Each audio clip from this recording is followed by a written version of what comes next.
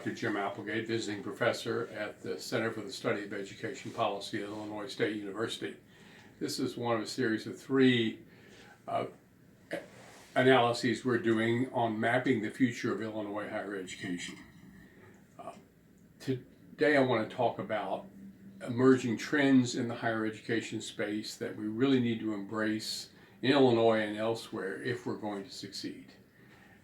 We have moved over the last several decades away from a purely access-oriented approach to college. That is, thinking that if we manage to enroll students in college, that we've done our job. We looked at the data and recognized that completion was a second equally important goal for us, that too many students were entering college and not completing, particularly low-income students, students of color, adult learners, the underserved, as we often call them. So we focused on completion. There has been some progress in that area. We've seen, according to the Lumina Foundation, about a 10% increase in the percentage of adults with a college credential, post-secondary credential over the last decade or so. We're up to about 48%. However, we are still a long way from where we need to be. Most of the analyses in state after state and across the U.S. at least would suggest that nearly 70% of the new and replacement jobs are going to require some form of post-secondary certification, credentialing, or degrees. This as artificial intelligence and automation take full hold of our economy across the world, with, as the Kinsey Institute estimates, millions and millions of jobs being radically transformed, requiring more education or being eliminated. So in Illinois, we've also made progress. We sort of reflect the nation. Over the last 10 years, we've moved from about 41% of our adult age workforce with a college degree to 51% now, including shorter term credentials and certificates that have great workforce value. So about a 10% increment, but again, not where we need to be. So certainly we need to keep the focus on completion, on innovations and effective practices that work and provide the kind of student supports and delivery of learning that open our doors to more students, students we haven't served as well in the past, and ensure they complete their degrees. But one trend that has firmly taken hold over the last several years is an additional focus on, and I'll call this trend one, on completion and career success. So that institutions are being asked now to take responsibility not only for the completion of the students walking across the graduation stage, but to ensure that they are launched successfully in a 21st century career. As I said, we started with access, then we added completion, and now we're asking the question, and when I say we, I mean the parents of students coming to college, adult learners coming back to college, policymakers who are charged with supporting higher education at the federal and state level. Completion for what? Recent surveys by Strata, a foundation looking particularly at this issue, suggest that only 36% of college students feel ready for the workforce when they graduate. There were more job openings than hires in 2015.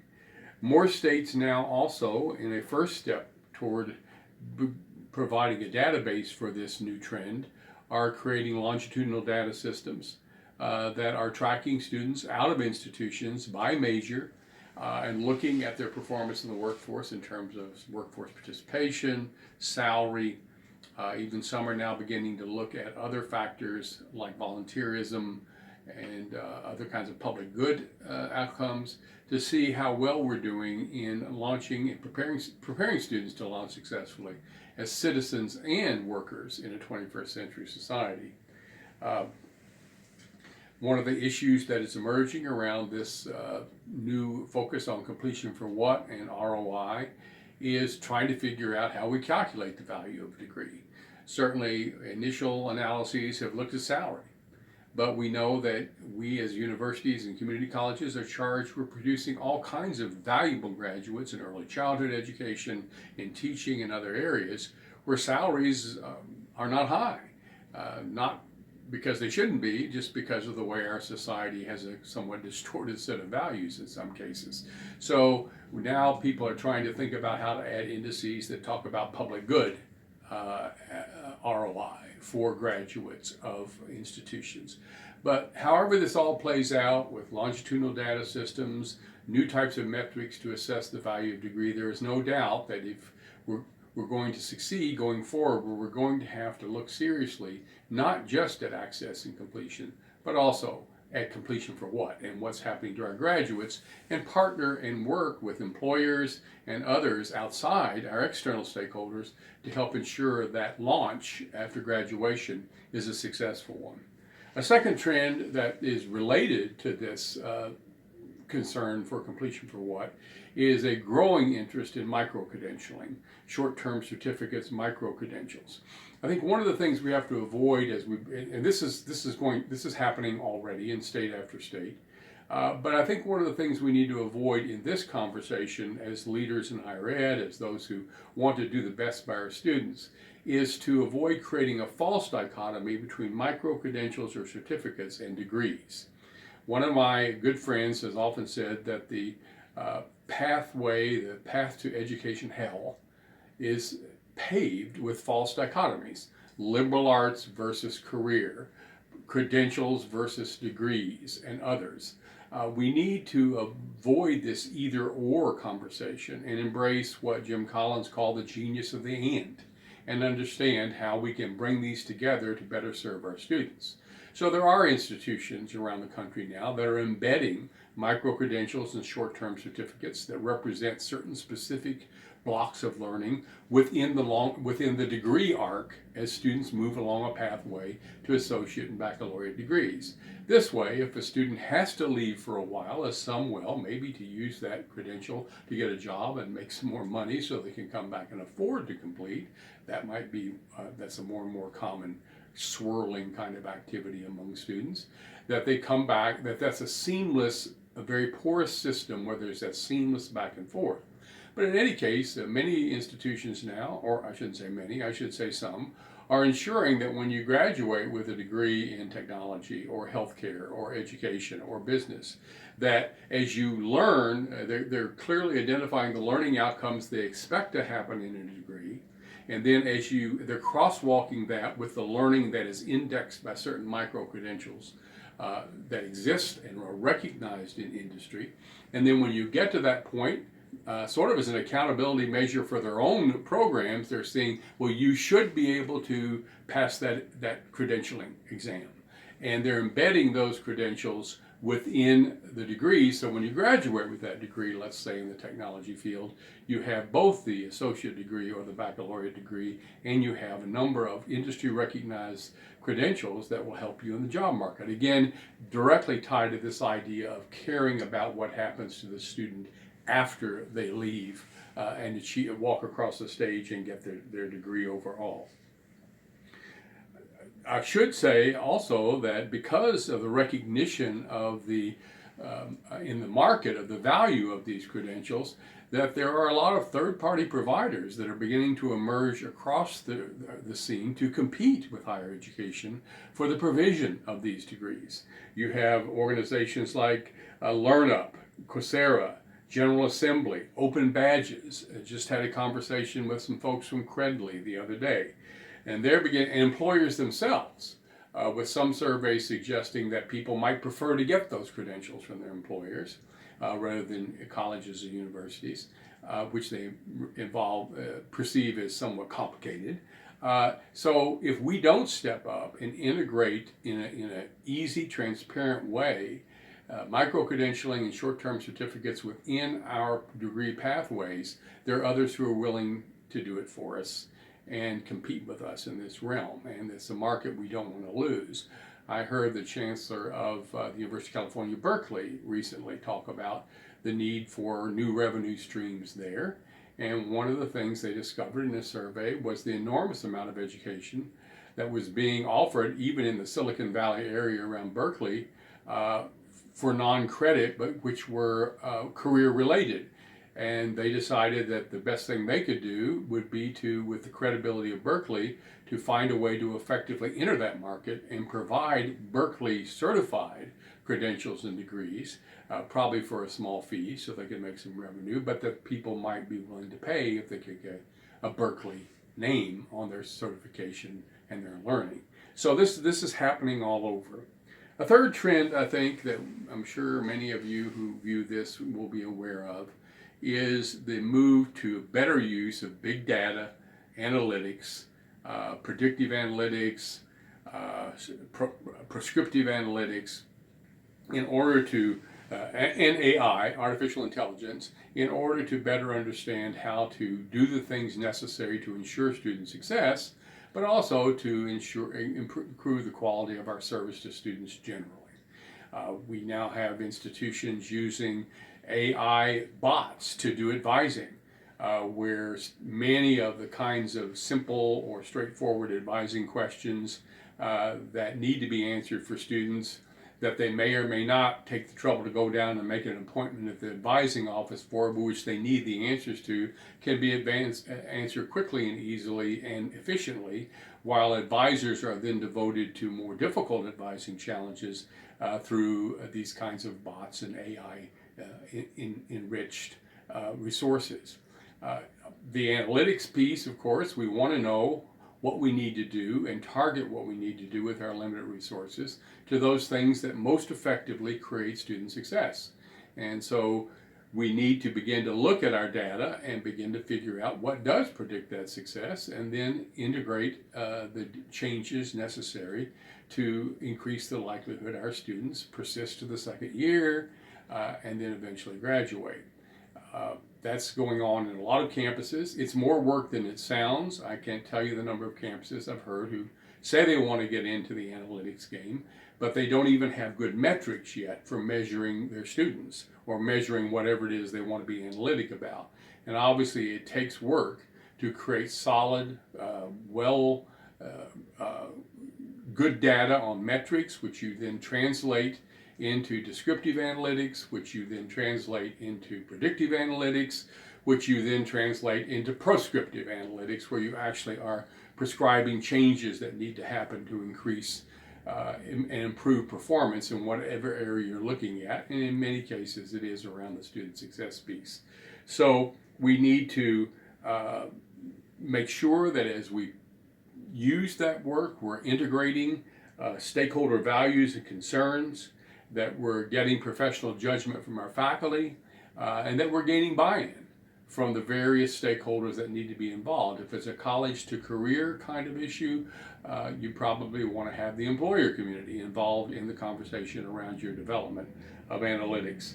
So it's hard work, but certainly, if anything, I would say, in my personal opinion, higher education is somewhat behind the curve in its efforts to use big data and analytics to really improve not only student success, but efficiency writ large across its campus operations. And we need to do more of that. And that's a trend that is growing, I think, very positively across the higher ed community. A fourth trend is a growing pressure on our revenue streams. This isn't such a positive one. We're hoping for, many of us in Illinois, we're certainly after 2 years of no budget, we're hoping for, but certainly not assuming, some stability in higher ed funding going forward. Affordability is now the public perception problem, publicly perceived problem for higher education. So figuring out how we address the affordability issue is putting strong pressures on us not to raise tuition, which has been our traditional source for additional revenue. We're hitting the tuition ceiling. Private colleges are, at least the non-elite, non-rich ones, are really hitting the ceiling on tuition discounting. We're looking at trying to use more productivity and efficiency tools to increase our ability to do more with less. But we're still grappling with enrollment declines and stop-outs. And in a previous video in this series, we talked about demographic changes in the Midwest and the Northeast that are producing some of those enrollment declines and what institutions can do to begin to get to high ground as that demographic tsunami hits the shore, hits the beaches in our states, and Illinois is certainly at the center of that demographic change. It is very much the case that public universities are themselves are far less public than they used to be. In 2001, students paid about 26% of the cost of their degrees. In 2017, they were paying 48% overall the cost of their degrees, according to the SHEF report, State Higher Education Finance Report from the SHEO organization. The actual cost of a degree in inflation-adjusted dollars has not gone up that much. So a lot of the talk about enormous increases in cost in the higher education sector, at least among public universities, it's not really the cost of a degree has gone up as much, the data suggests, as who's paying for it. It might be like if you thought about your medical bills. If you are lucky enough to have insurance and you go to an emergency room, you get a bill, and it may be for $287. And you grumble, but you pay it. What you don't even pay attention to look at is what they're actually charging you for the health for that night or more in the emergency room, and it's in the thousands of dollars. Imagine if the next time that happened to you, if it does, that you didn't have to pay the small percentage, the $287, but you had to pay half, as students now do for college, of that thousands of dollars bill. There would be screams heard throughout the country about the cost of medical care. That is part of what's happening with the pressure on institutions, and with the pressure to hold tuitions down then and the decline in public support. It's still the case that students are paying much larger share of the cost of their education. That loss of revenue is one that that's not going to go away, and I think it is important that we begin to think about ways in which we can continue to grow on enrollment. Again, in another video we talk about a lot of the new markets that we could open up for higher education. We keep those students, we provide good student supports, and use the kind of analytics that we need to know what to do effectively to keep students. It's in higher ed, much like business. It is still less expensive to keep a customer than it is to keep recruiting new ones and have a revolving door of students enrolling and dropping out. So many institutions that I know of have lost more revenue from declining enrollment in college stopouts than they have from actual state budget cuts. These are public institutions. So there are ways that we can begin to address this revenue problem, but the trend of increasing pressure on our revenue stream is going to continue. A fifth trend that I just want to briefly talk about, and this is tied to, I think in part is driven by this revenue stream pressure, is more of a focus on public-private partnerships of all sorts. The rise of collaboration for collective impact, as it's called, CCI, across regions and cities and parts where we're bringing multi-sector representatives together to address the education needs of a region, K-12, higher ed, employers, nonprofits, and others. We're doing this because it's going to take a village, as it was once said, to really address the education challenges we face in many parts of the country, to provide college education, the needed college education, to all those who need it. We've seen the rise of OPMs, online program managers. It's a $1.5 to $2.5 billion business right now, market. That's triple the OPMs from a decade ago. There are OPMs related to international recruitment, student advising, academic content delivery, facilities management, and that makes sense. We just can't, with the new kinds of students we're recruiting, with needs ranging from food insecurity to homelessness to other issues that they have coming from, quote, non-traditional college backgrounds, we cannot do this by ourselves, and particularly with a strained revenue stream. There are many who benefit from the work we do, including employers, for example, and we need to get them in the game in public-private partnerships to help, if nothing else, provide the resources necessary to support these students.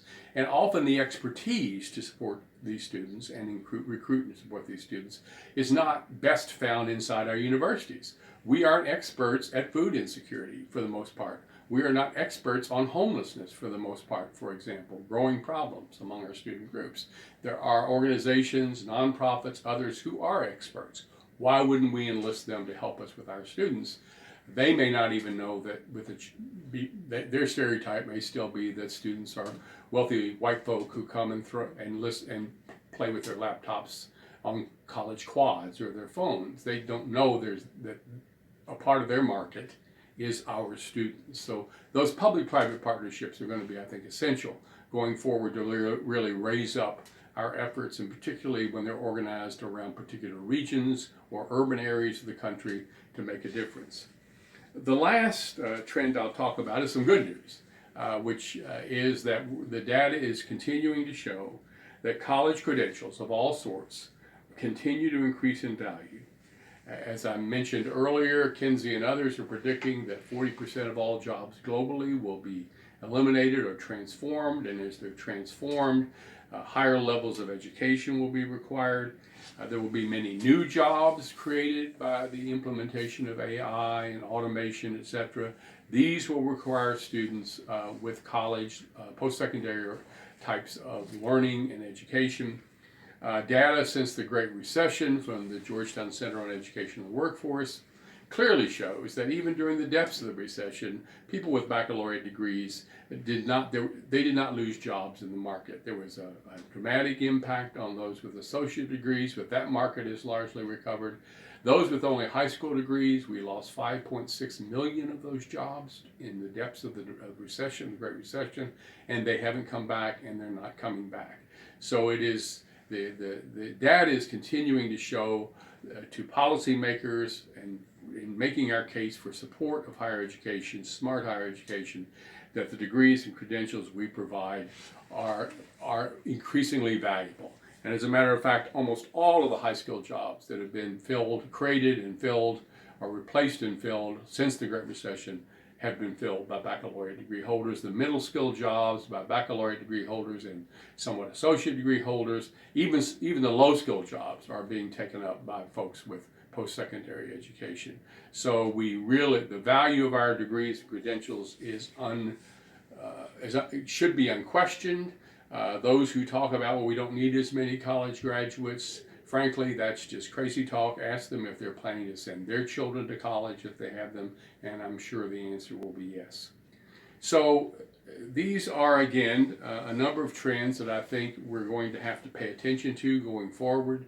We're going to have to care about post-completion success of our graduates.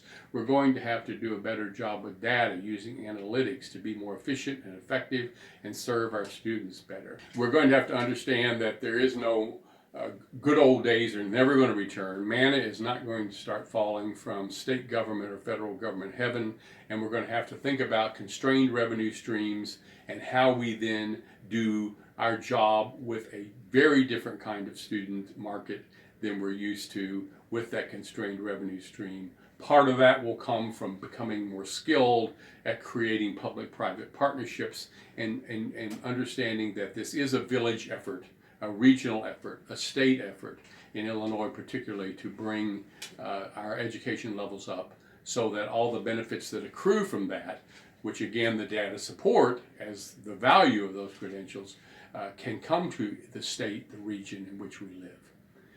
I hope some of these trends sound familiar to you. If they don't, I hope you'll start thinking about them and how we're going to embrace them going forward and turn them into opportunities for greater success for higher education, certainly in Illinois and across the country. Thanks.